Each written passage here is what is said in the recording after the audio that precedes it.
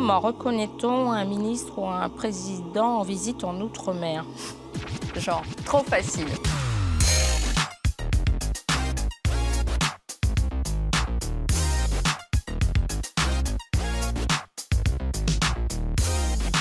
Allez, et maintenant, les choses sérieuses, le Tiponche.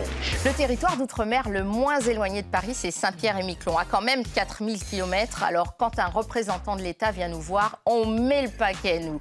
Prenez Futuna, par exemple. Au mois de mai, c'était la première fois qu'un président de la République venait sur cette île. Et cette image, on s'en rappelle tous, celle de la cérémonie du kava. Vous savez, c'est cette boisson typique en Mélanésie.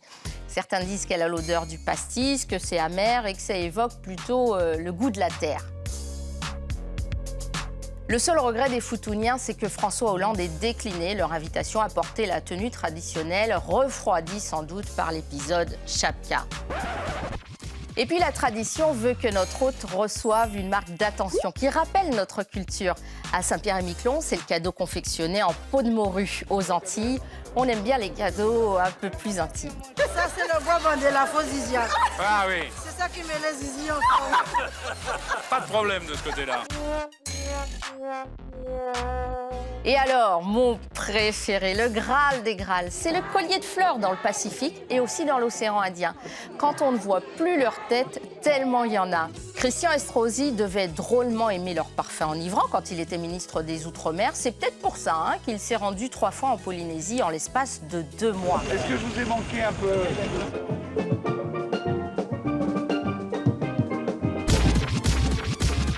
On va pas se mentir, ça fait toujours du bien aux capitales sympathies, ce genre de déplacement. C'est mieux que n'importe quel plan, comme question d'image. Mais la première des raisons de ces voyages, c'est la nouvelle décisive pour le territoire en question. En général, elle est plutôt bonne. Mais un ministre ou un président en Outre-mer vient aussi parfois éteindre le feu. Et dans ce cas-là, pas de petit cadeau de bienvenue, plutôt la hache de guerre.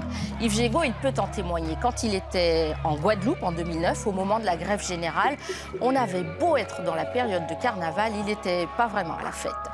Il y a aussi des visites qui viennent rappeler l'esprit de solidarité nationale après une catastrophe naturelle ou un drame. François Baroin et Jacques Chirac, en 2005, eux, avaient assisté à Fort-de-France à la cérémonie d'hommage aux victimes du crash de l'avion de la West Caribbean au Venezuela.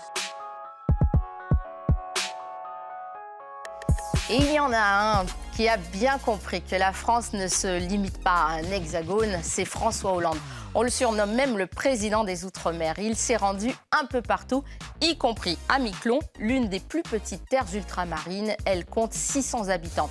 Alors c'est vrai qu'il en avait fait une promesse de campagne en 2012, promesse tenue.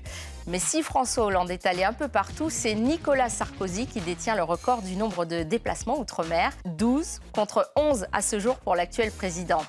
Après tout, souvenez-vous, mis bout à bout, les voix des électeurs d'outre-mer, diaspora comprise, cela représente potentiellement plus de 7% des suffrages. Mon Dieu, comme vous êtes français!